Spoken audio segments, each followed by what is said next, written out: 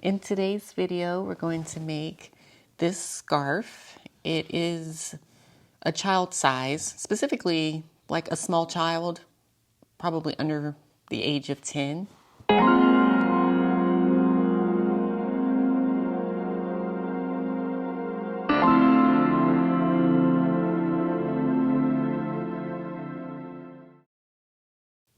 Recently, I made this hat.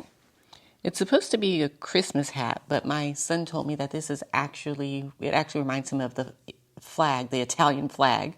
But in any event, this is in a child size, and I do have a tutorial for this hat up on the channel, and I will make sure to link to that in the description box in case you want to check that video out.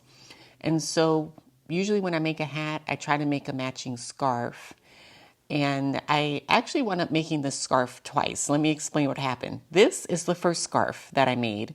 And I made it on the 48 needle knitting machine. But I don't know, it just seemed too big for a small child. It just seemed like the width of it would be too much. So I remade the scarf and as you can see here, this is the smaller size. And there's quite a bit of difference in the width.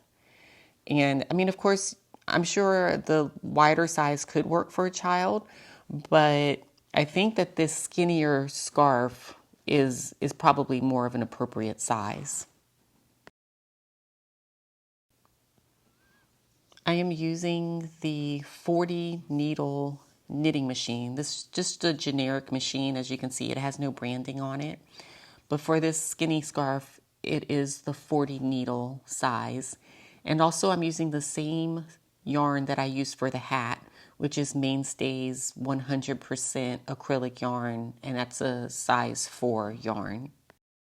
We are beginning the project with waste yarn, named so because at the very end we will actually be removing this yarn from the project, but we do need it in order to get a very nice finish on the edges of the scarf. So I'm going to my first needle, which is right beside the white needle. It's the next needle over. Go ahead and hook your yarn, your waste yarn, leave a 2 to 3 inch tail, and then hook it underneath that needle. Then go behind the next needle, and then in front of the next. And then the pattern you're doing is behind, in front, behind, in front. And you're going to continue that until you get all the way back to the first needle.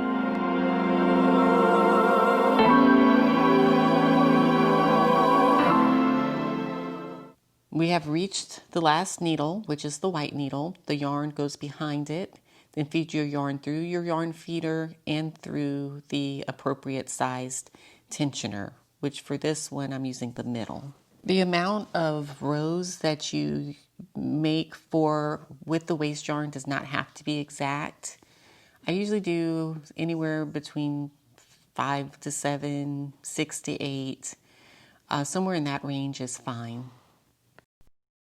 You have your rows of waste yarn. Go ahead and cut the yarn, leaving really, I don't know, just 2 to 3 inch tail, maybe a little longer so you can tie it.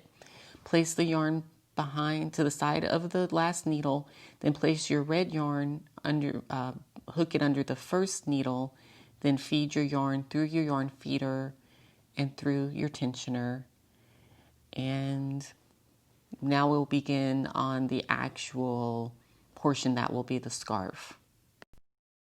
I loosely tie the 2 yarn ends because with the waste yarn, you will be untying this later. So just one loop is fine. I started with the red yarn, then went to the white, then the green, and it's 66 rows per color. And then you will need to do a few more rows of waste yarn. I did 6 rows.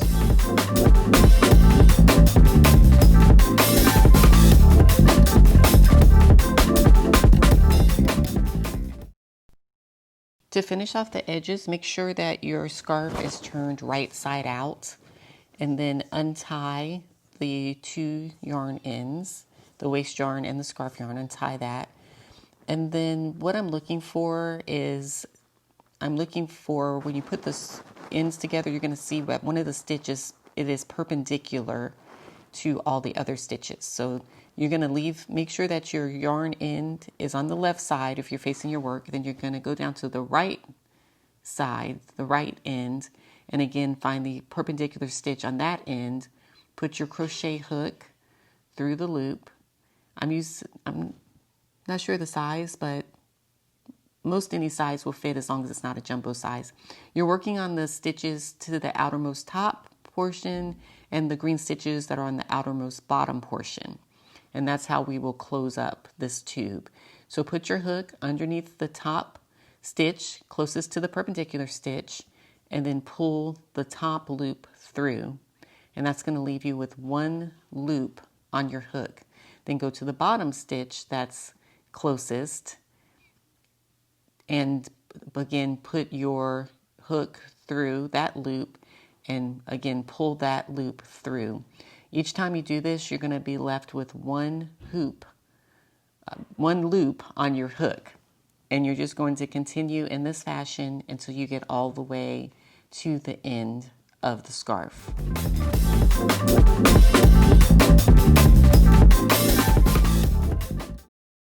When you get to the other end of your edge, I didn't show it, but when you have that last loop on your hook, take the yarn tail and yarn over the hook and then pull that yarn tail all the way through that last loop, and that will leave you with this. And then what you want to do is once you complete the one end, you're just going to do the exact same thing to the other side.